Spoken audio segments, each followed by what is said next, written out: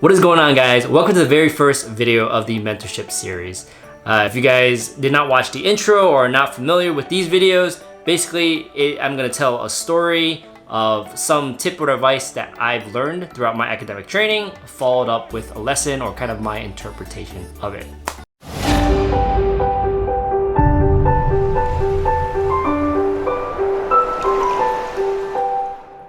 So today's story, let me take you back to when I was a pharmacy student. I was on my ED/trauma rotation, and one of my preceptors on that rotation was the PGY2 critical care resident.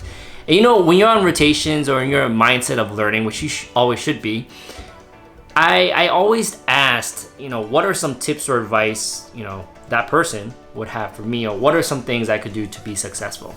And the resident answered and said, he suggested to be always be in a continual mode of learning. And for him, that manifested in learning 3 things or 3 topics a week. And he went further and elaborated on that. And he said it wasn't any type of typical learning. He said, really do a deep dive into these topics. So for example, let's say mechanical ventilation. You want to learn about mechanical ventilation. And if you know nothing about it, especially as a student, sometimes you don't get a lot about it. Do a simple search like a Google. Maybe even look at Wikipedia to get a big picture of what is mechanical ventilation, right? Just read about it. But then of course, transitioning into more credible sources, like a tertiary source. My personal favorite is UpToDate.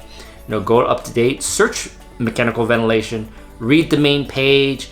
And then as you read about it, really soak it in and then learn about the subtopics, because usually UpToDate has many different topics or variations and flavors of that main topic. So there might be mechanical ventilation as the primary article, and they might have like mechanical ventilation in pediatrics, mechanical ventilation in geriatrics, in just various different populations, like different considerations, things like that. So not only read the main topics, but go into the subtopics. And to go even further, start digging into the primary literature behind why they make certain recommendations. I think that was the most fascinating piece, where you have like these high-level summary recommendations, but it's like, don't just memorize those recommendations. You really want to dig deep into that primary literature to figure out what it is that caused it, really looking to that study. And I think that really made a difference. So that was the kind of story that he relayed for me.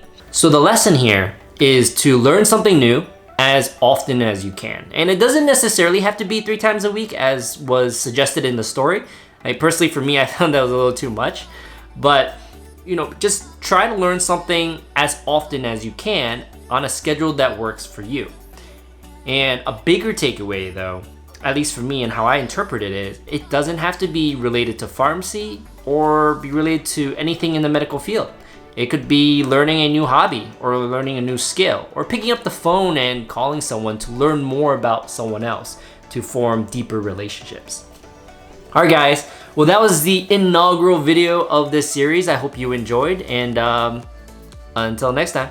Hey guys, thanks for tuning in and watching the video. If you like the content, definitely hit the ImproRx button over to your left to subscribe, and definitely check out more videos over here to your right. Now, as always, if you have questions, comments, and even better, suggestions for future videos, definitely let me know in the comments below. Otherwise, until next time, guys.